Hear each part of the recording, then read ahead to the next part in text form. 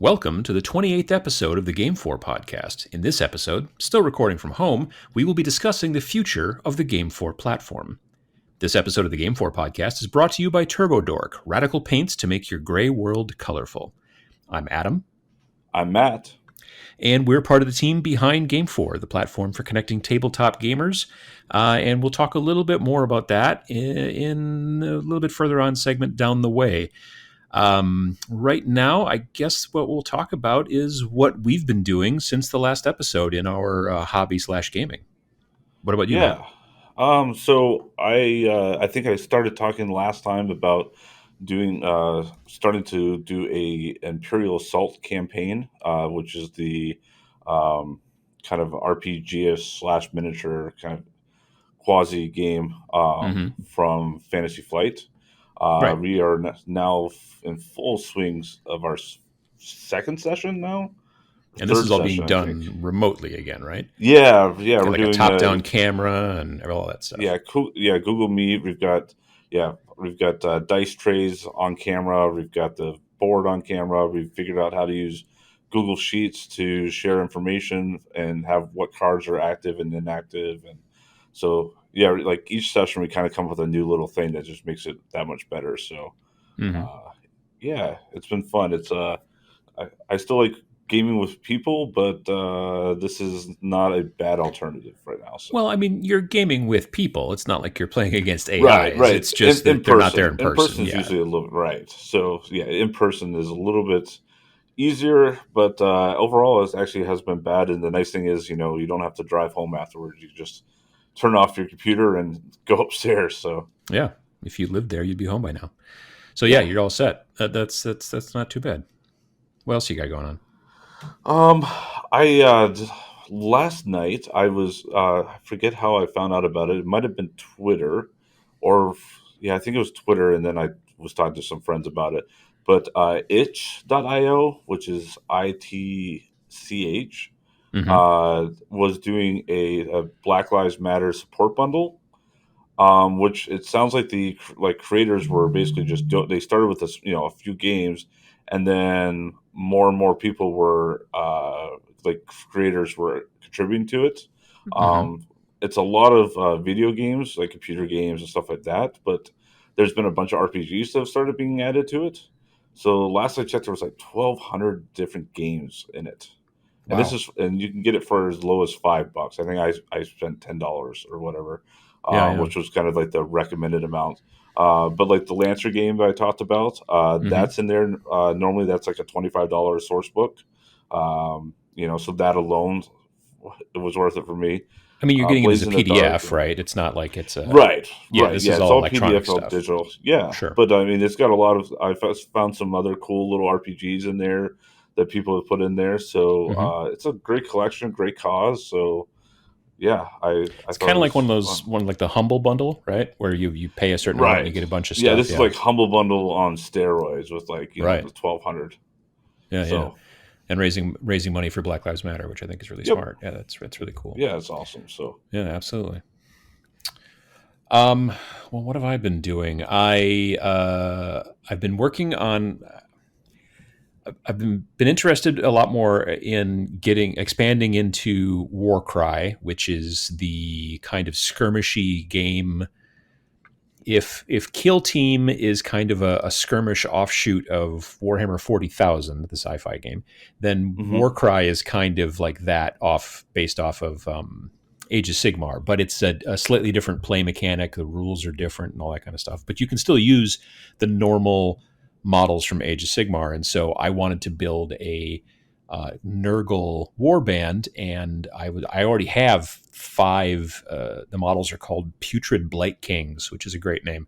But I already have 5 of those guys painted up for my normal Age of Sigmar army. So I was like, well, cool. All I have to do is just build and paint these 2 other guys, because there's one guy who's carrying like an icon of Nurgle, and he gives like special abilities, and the other guy is carrying this giant bell, because there's a thing with Nurgle. Nurgle is the god of decay in the Warhammer, stuff. And there's something about bells and flies. Those are his like 2 main icons or whatever. But anyway, so there's this gross dude carrying a giant bell. And I had never built those or painted them in the past when I did those other guys. So I'm like, I'll just do those two guys real quick. And then the other, guys that I've already got done, I can just pull from that Right, and right. then, it'll be fine. It'll be great.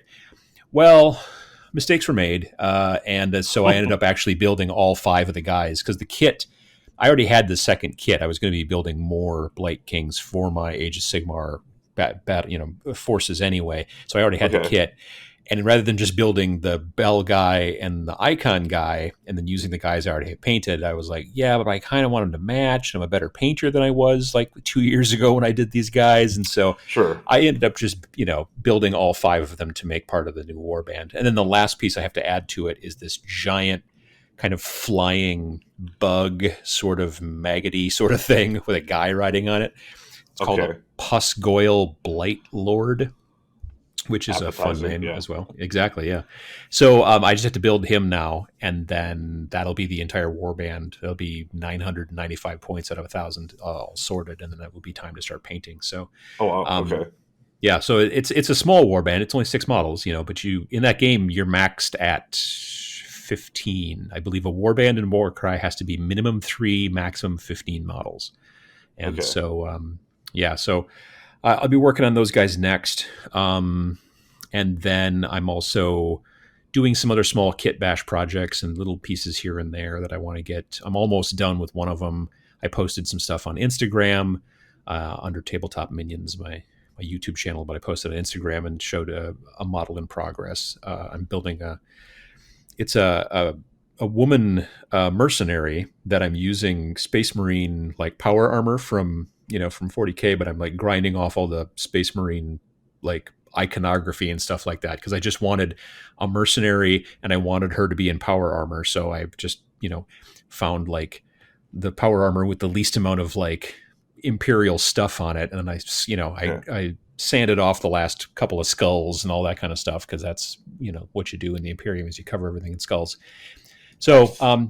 yeah, she's almost ready to get painted, but that's been kind of some fun as well. Otherwise, I have been working on getting my streaming stuff set up for Twitch. I'm starting to move into the world of Twitch live streaming as well. I've started with video games a little bit. There've been times when I get done building or painting and I've been like focusing too close, because I look over the top of my glasses or I'm not wearing my head magnifier and I start to get a bit of an eye strain headache. And so to combat that after I get done painting, I've been taking these little paint breaks where I would sit and play video games on the couch because the TV's, 6 feet away or whatever. And so Okay. now Yeah. I've started moving some of that onto Twitch. So I've been kind of randomly just like playing Grand Theft Auto and having people watch me on Twitch. And when I first started out, I was just streaming straight from the PlayStation, which you can do. And then, of course, I kind of had to go a little overboard with it. And now I have a green screen and a webcam and, overlay graphics and all that fun stuff and everything. Nice. So that's set mostly, but I'm also going to start doing hobby streams, and those won't be Oh, random. okay. Yep. Those will be probably, to start at least, it'll be every Friday morning, and it'll be coming soon. But that's then building a rig where I can have a camera pointed down at the stuff I'm working at, and another camera pointed at my head, and then I have to decide if I want to bother having a camera pointed at my wet palette. A lot of people online do that as well, so you can see Oh, like so you what see, like, colors the they're going mixing. at. Okay. Sure. Yeah, I don't know if I need to go that direction, but nonetheless, so I'm trying to get that ready to go because by the end of the month, I want to have it ready to go so I can start doing those on Friday You mornings. should do like a GoPro on your airbrush. Well, see, the airbrush is all like I won't be able to do airbrush stuff on the stream because the airbrush is in a completely different room. Well, I have seen people who have taken. I actually bought a. I don't remember if I saw this or if I dreamt it, but those things you put around your neck and you put a harmonica in them so you can play the guitar and play the harmonica at the same time. Right. Yeah. I swear, I think I saw it on Twitch, but I can't remember where, and I may have just actually dreamt it, but I swear somebody took a webcam and attached it to one of those so they would have a camera like pointing directly at the thing they were working at, like right in front of them. Okay. Yeah. And I was like, So I bought one of those on Amazon for like $15, and I haven't Yeah, tried it out yet, but I do have one. So in case I need to go that direction, I will. But otherwise, I have an arm that'll hold a camera from above and everything like that, so that I can do all that stuff. But it's just getting the computer stuff set up and the microphones and the lighting and all that stuff. If you want to do Twitch like streaming, it's amazingly simple to do. If you want to do it like really well, and I mean that's when it's technologically, that's becomes more difficult. sure. But yeah, it's fun. I'm enjoying messing with that stuff. And the Me too. basement cleaning has been part of that. That's part of the reason I can get this stuff set up and move my hobby stuff around and do all that jazz. And that's been going pretty well, actually. There were a number of these episodes where I talked about how I was being very bad at basement cleaning, but lately I've been good at it. So, again, partially due to the help of my wife, and also just wanting to finally actually get it done and being, to some degree a bit cooped up. So, we've all been kind of cooped up. So there's Yeah, been that. yeah. I've never looked forward to yard work as much as I have this year. Like, I am still not looking forward to yard work. I'm still like, I had to mow the lawn, I don't know, it's Saturday maybe, I think. And it was just like, okay, I still don't like it. And it was a lovely day. Like, it wasn't too hot. It wasn't humid. It was nice and sunny and or whatever. And it was great. It was a great day to be outside, but I was just still, I would rather just sit around outside than actually do yard work. Well, you just did a whole bunch of yard work, sort of, because yeah, I get to drive a tractor and everything. Oh yeah, I had fun. yeah, because I you put guys a set up one of those like an above ground kind of pool thing, and you have to yeah, have it like a flat because otherwise all the water will slide out, right? yeah, like they were like, oh, if you put an inch of water in and it's not completely level, like empty it back out and re-level. So I was like super paranoid about it because it was talking about how it would stress it and break it. And Oh yeah, yeah. yeah, and it's yeah, it was a beast, like 12 foot by 24 foot. So what's that Wow, like nice. 4 by 8 meters? Something like If that. I'm Yeah. doing my conversion approximate. It's not one of Yeah, those and big inflatable ones though. It's got like a structure, right?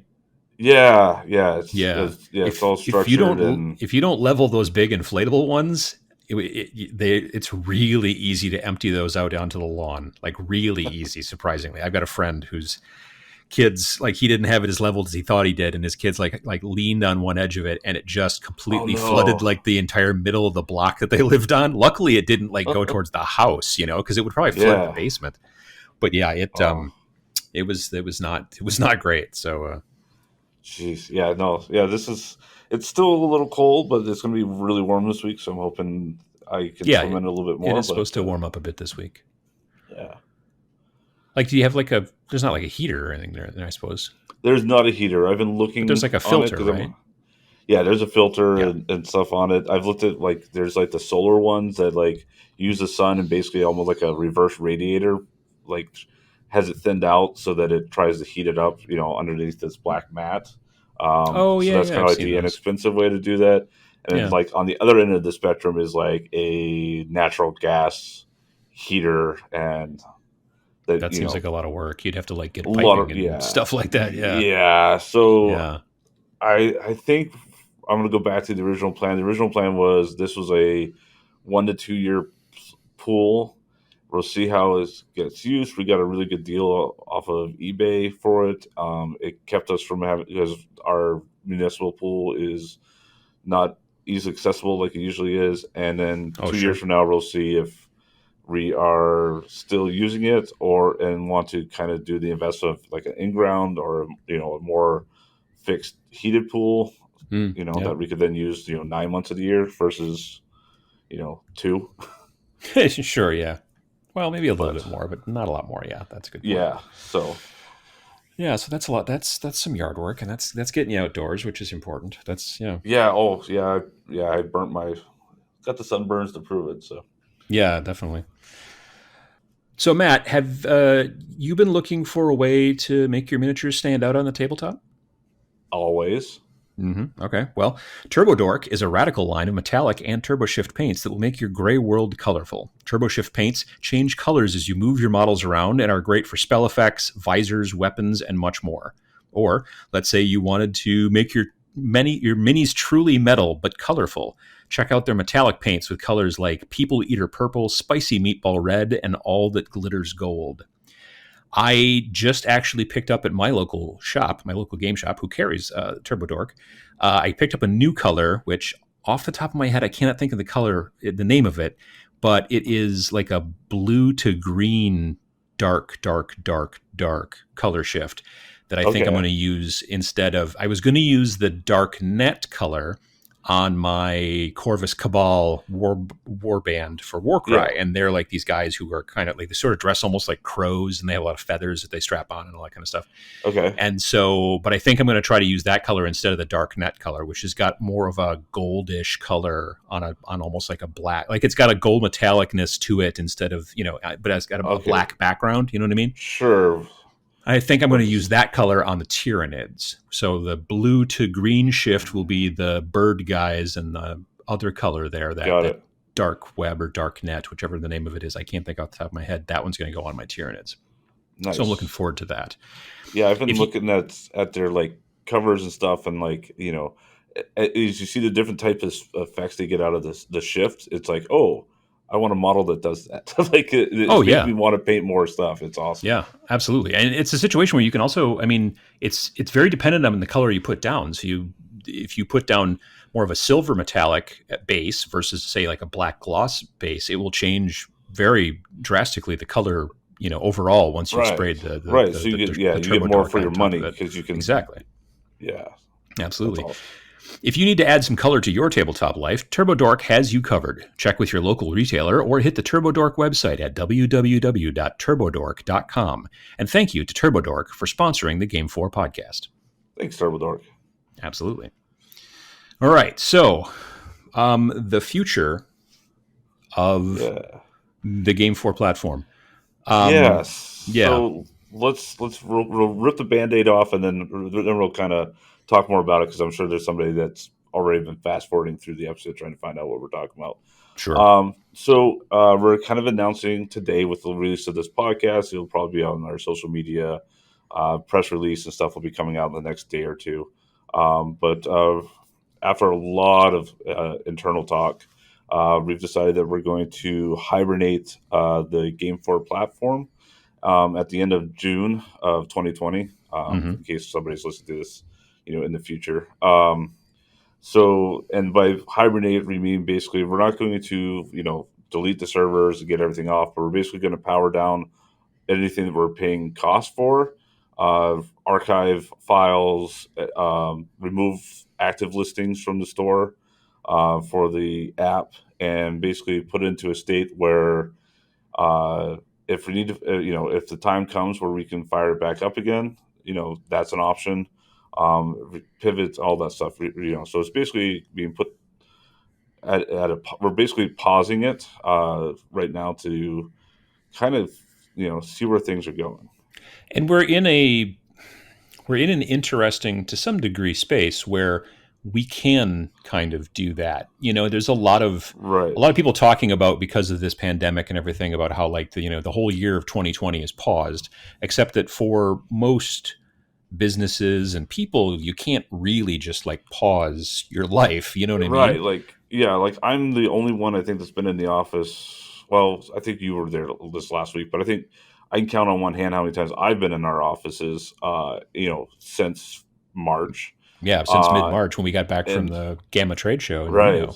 Yeah, But we're still paying rent because we signed a 3-year lease last August. We renewed our lease on the building. yeah. So yeah, that doesn't pause. Yeah, there's a lot of costs that are just continuing to go forward. Yeah, And for sure. again, just so people understand, like Milk Can is the company, and we have other clients. Like Game Four is not the business; it is Right. a right. So, like, as if that was the case, that would have been a real bummer. But yeah, no, we're still doing work for the clients that we've been working for. We've picked up some new clients even since, Yeah, and a so lot we've actually in the got tabletop space. yeah, we've been moving Again, more into so the tabletop space, partially because of the Reno trade show that we went to back in March, and so yeah, we're starting to do some of that kind of work. But the Game Four thing right now, we're pausing it, we're hibernating it because, frankly, people aren't supposed to be getting together and gaming right now, and that's yeah, the yeah. entire So mission of the app. right. So people are probably like, oh, like so. Let's go back to the start of the year. So start of the Yeah. year, 2020, January, February, basically leading up to when we went to Reno, which for us was kind of our kickoff to the convention season for Hmm. 2020. Hmm. We were seeing our ad sales were starting to pick up. We were getting more interest there, to where we were, I wouldn't say in the dark black, but we were at least not just completely losing money every month. We were finally like settled out there. Hmm. Our user engagement was starting to get stronger and stronger. We had a lot of hotspots that were very, very engaged, and we were seeing more communities popping up. A Hmm. lot of group activities, groups coming into it. Everything was starting to really go in the right direction. We felt that we were moving the platform really good, and then we headed to Reno to the Gamma Expo to meet And with the store GAMA owners is and the Game Manufacturers Association, for those of you that don't know. So it's a big tabletop gaming group. right. So yeah, we're like, okay, we're heading in. We're going to talk to store owners. We're going to talk to publishers. We had the list of this stuff we were working over for the next 6 months, with timelines and how this was going to benefit them. Ways that it was going to also bring revenue into GameFor to again, at least cover the cost of keeping everything up. And even though at the last minute we had, there was what I think 12 to 15 companies that did withdraw from the expo. Yeah, I Um, believe so because of the concerns of the virus back then. Yeah, at that and point. the Yeah. international travel was kind of starting to get questioned. Hmm. So that got, it was still a pretty good showing there. And overall, we actually had a very good show. Like, Oh, we had tons of it, a lot of great meetings. We really, yeah. yeah, it was phenomenal. Like we were super psyched. I mean, we had ad sales. It seemed like everybody was coming to us for ad sheets. We had a lot of projects that we were talking about from the milk can side of things that we were Hmm. excited to work on. Different Um, partnerships within Game 4 as well. Like we had started working with Board Game Expo and Free Free RPG Day. RPG Day. Yep, Yep, we were and that going to kind be of helping stuff. promote them. We were looking at doing partnering with other companies that offer, digital services to work together so that stuff that posted on their platform would show up on ours, or basically a way so that we would get more events into our platform, but they're not causing people to re-enter. So we were working with some like point of sale systems, Hmm. some tournament software. So we were really expanding out on what we were doing. Yeah, yeah. Um, so yeah, it was looking really good, It was and our then we third. It was basically our third show for Gamma, right. and it was easily our best. Yeah, Yeah. head, heads above the rest. I was very excited. Jason was not able to go at the last minute. We had some stuff come up with Milk Can, and he decided not to go, so he could take care of stuff here. But when we were giving him the updates, it was very exciting to give him Hmm. updates every day. Hmm. And then we were, at the last day, that's when all of a sudden there was like airfare. That's when COVID really kind of hit. And we were NBA seeing canceled. NBA. Yeah, the NFL. Well, I don't know if the NFL canceled at that point March yet. Madness was canceled. Yeah, yeah. And we're like, okay, and that's when we basically flew home, and that's kind of when like we started seeing like contracts that were from our day jobs. Our contracts were starting to be pulled back or canceled. We were seeing invoices that were now starting to go past their normal payment dates, so we were seeing people sliding on invoices. It's the economy um, stuff, basically. yeah, It basically obviously started to crash. Yeah. the economy hit at full blow. So we had to, basically go from a milk can perspective, so that everyone that was an employee would still have their jobs. We went into like super conservative operation, like cutting back on software we were using, reducing any cost that we could come up with Hmm. but still being able to function. Um, and that's kind of when we looked at game for the first time, I think, from an expenditure standpoint, and wondering, what do we do with it? And at that point, we were spending. I would have to look at the numbers again, but I want to say about $1,000 a month, just in server costs, not including employee costs to answer Sure. emails and support and updates and all that stuff. But yeah, just Hmm. $1,000 like fixed cost type thing. Um, and there, I mean, we did bring it up just because we, to be fiscally responsible, we had to. Dewey shut it down right then. Um, and we decided not to. We were like, well, let's not. We don't know where this is going. What this all means. Everything was still fairly new at the time. Hmm. So we decided, let's cut down on the servers. Let's see if we can reduce some of our fixed costs, and see what's happening. Where does this go? Um, so I think that was kind of brought us up through. That was kind of around that March timeframe. Um, Yeah, or maybe April. yeah, late March, early April. Hmm. And then we've kind of sat here and watched, and we've probably have talked, I would say, almost weekly, at least a little bit about Game 4 and what we were doing with it since Yeah, then. there've been a lot of Um, discussions. yeah, I mean, we stopped charging for ads because usage basically dropped off overnight.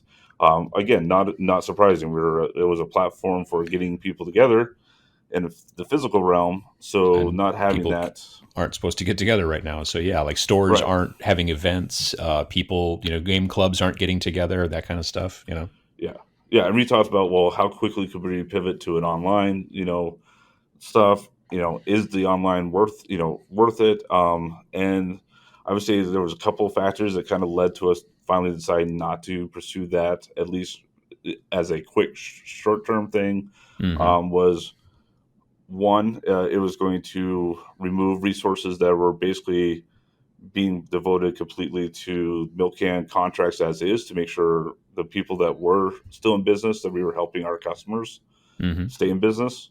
Um, and then, so we were resource constrained. And then two, we were like, well, even if we do pivot, nobody is spending money right now. So even if we pivoted, it wasn't going to suddenly like bring revenue back in the Game 4.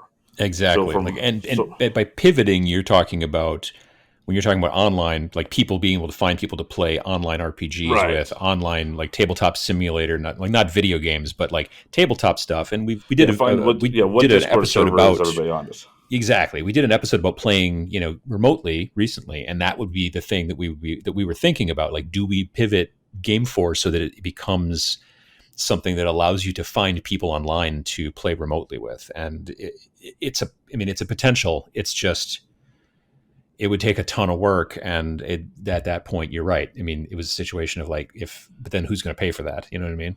Right.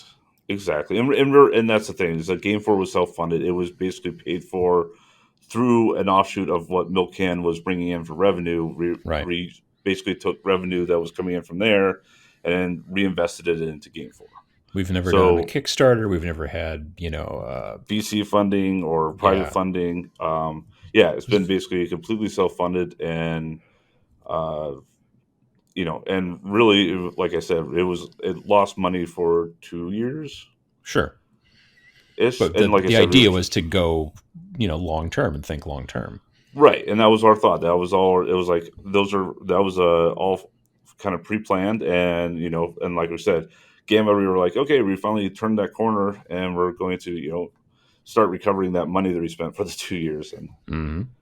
so, and we've had gone through a few, Game for people that have been with Game 4 since the beginning. I mean, you've seen, originally we had talked about, it was going to be more of a freemium model where it's free for all these users at a certain level, but then if you want some extra features, like at the time we were talking about like group management, similar to like Meetup, Hmm. We would but pay a monthly fee. you pay a monthly fee for a number of users, and stores kind of the same thing.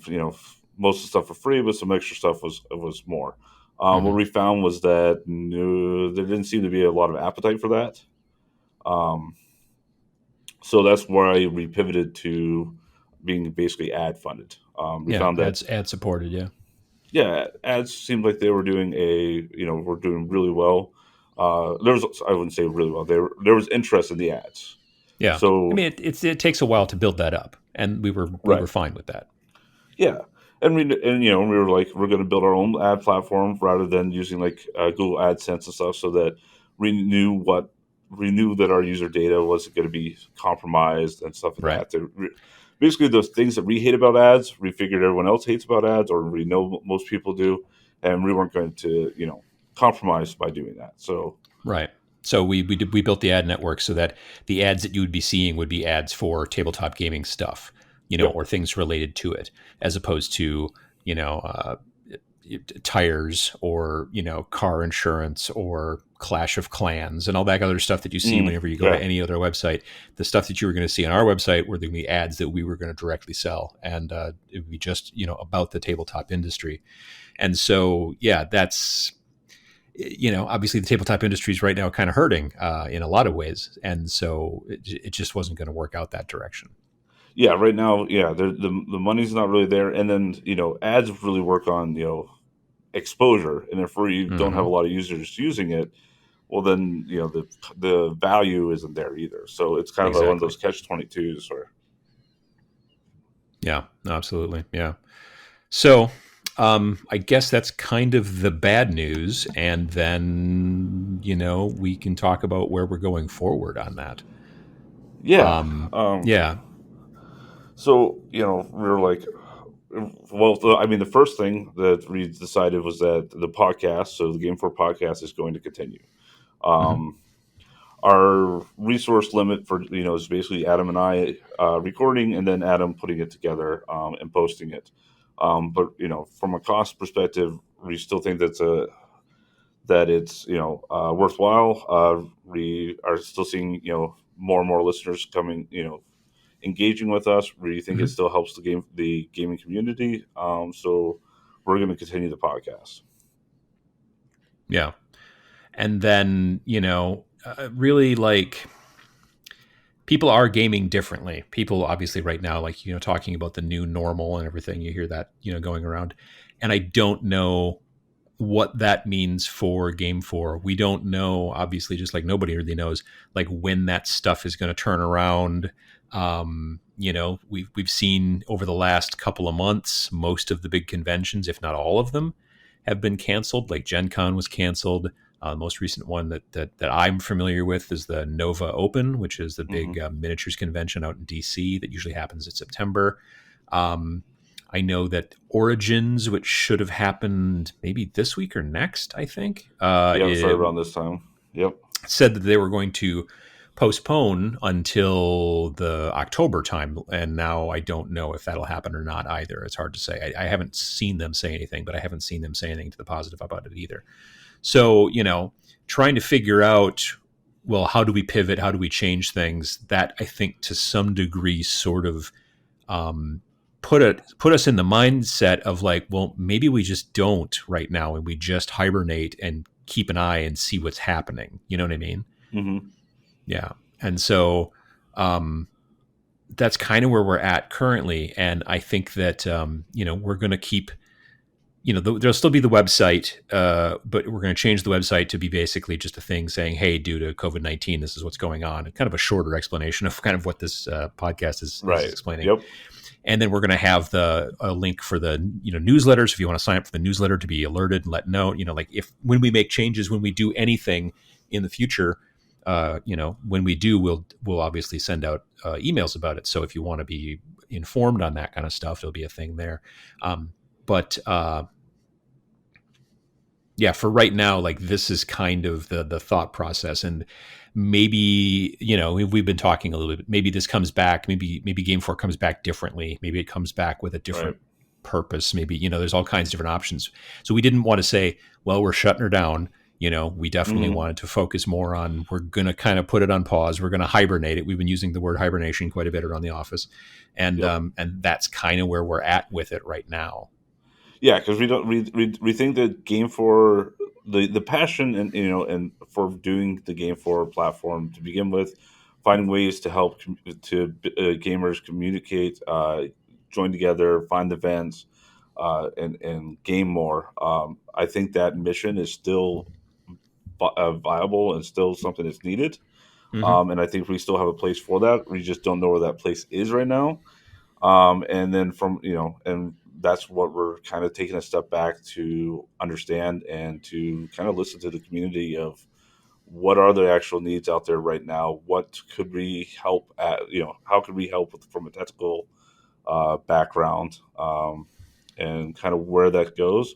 But yeah, I think the GameFor name and brand is going to live on some future projects. Like I said, we even have some things that have been kind of thrown and proofed out a little bit already, that could be coming. And it's so that's why we're using Hibernate, not the we're done, because we're still there's still going to be something there. We just don't know what that is, and we don't want to tell you it's going to be something and find out that that's not what it is. So Exactly, yeah. And also the GameFor Podcast will keep going on, as we mentioned, and absolutely.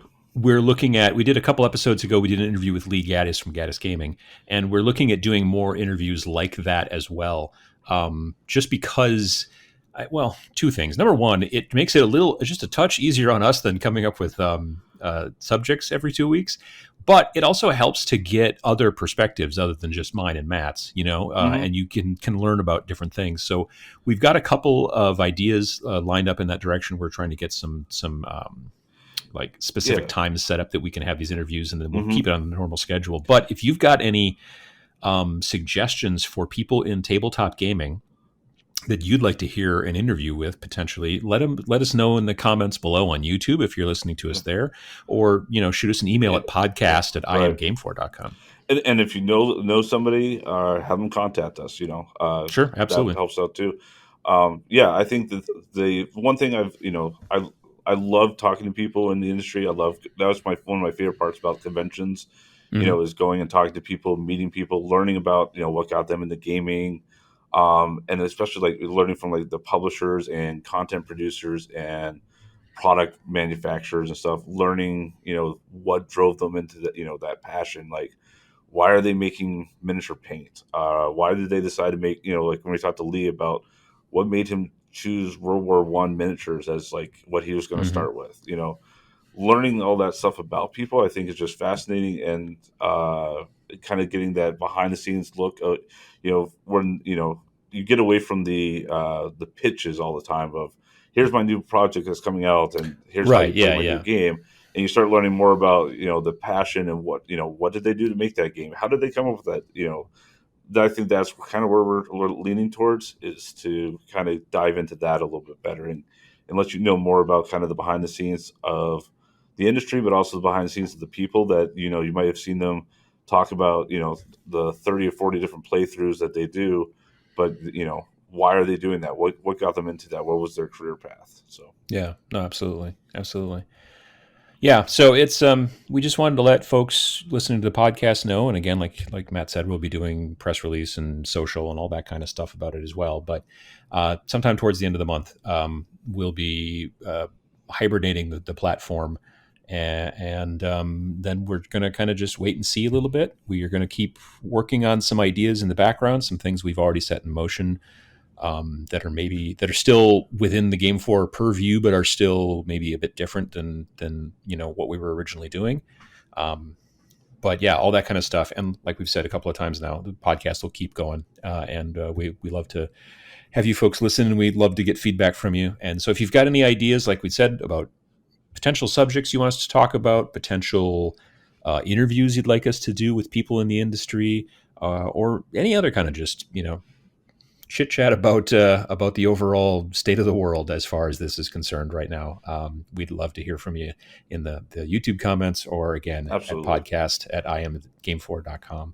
So I think that's most of the stuff that we wanted to cover. I think it's kind of a shorter episode, but we wanted to let people know about this kind of stuff. Do you have any other things you want to touch on? I want to say, I 1,000% thank yous for all the belief in GameFor so far, all the support we've gotten from everybody over the last couple of years.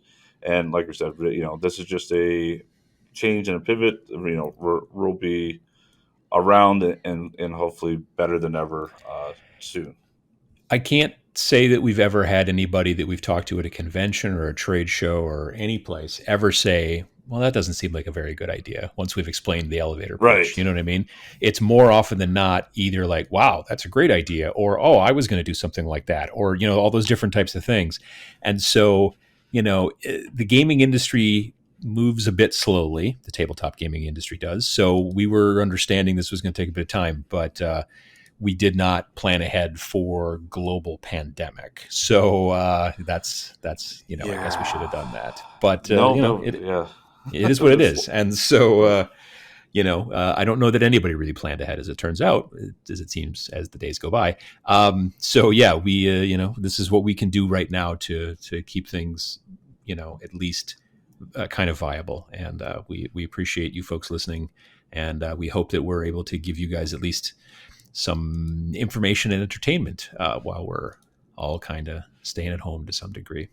So thanks again for listening to this episode of the GameFor Podcast. If you've got questions or comments and you're watching on YouTube, please leave a comment below. If you're listening via your favorite podcast player or just aren't into the whole YouTube comment section thing, then you can feel free to reach out to us via email at podcast@imgamefor.com. You can also find us on Facebook, Instagram, and Twitter.